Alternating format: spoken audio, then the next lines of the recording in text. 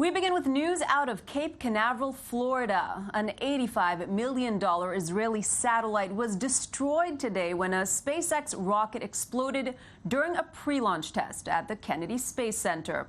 Israel's Amos 6 satellite was to be launched Saturday to serve Facebook and bring internet to Africa. Denise Wood has the details.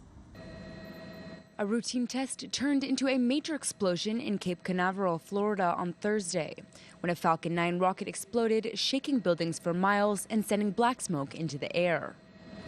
No injuries were reported in the blast, but it did destroy the rocket's payload, a $200 million Amos 6 satellite, operated by the Israeli company Spacecom.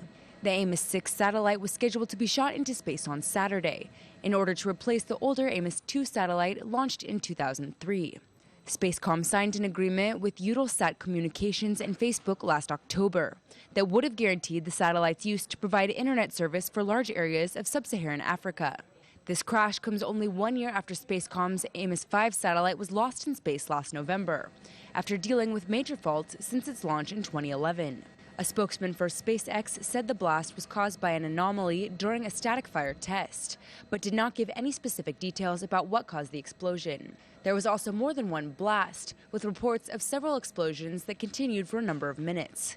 The blast comes as a major blow to SpaceX, a private company that had been conducting frequent launches after suffering from a similar accident in June 2015, which destroyed a load of cargo that would have been sent to the International Space Station. And joining us now in studio is Oren, Elimelech, a cybersecurity researcher and technology expert. Good evening to you. Good evening. So, Oren, this is being described as an anomaly. What does this mean? What could have caused this explosion?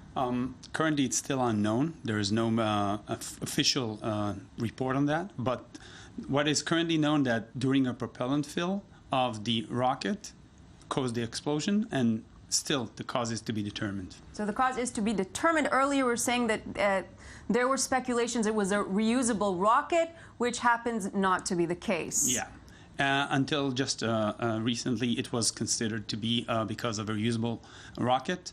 The entire SpaceX has been disrupting the space access race, lowering the cost by using reusable rockets. But in this case, the Falcon 9 that has been used, it's not a rocket that has been launched before, it's a new one. It's a new one. And so how much of a setback is this for them? It is a major setback for everyone involved, for SpaceX, for Elon Musk, for Facebook, that wanted to bring internet and broadcast connectivity to poor internet providers, example Africa.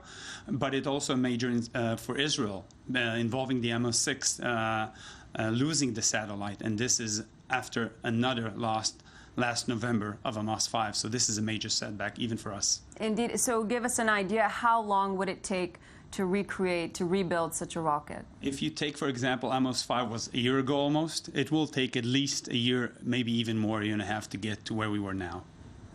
Now, indeed, Facebook, you mentioned, was a big part of this satellite. This is a big setback for their plans as well. Are we hearing any reactions, and what can we expect for Facebook to do in order to make it quicker, to make the new launch happen not in 2 years' time, but in the near future? So Mark Zuckerberg is currently in Africa. What he reported that he's very sad about this loss, but he has other projects that he's going to use in order to provide internet to poorly connected areas, such as Africa, by using a different project called Aquila.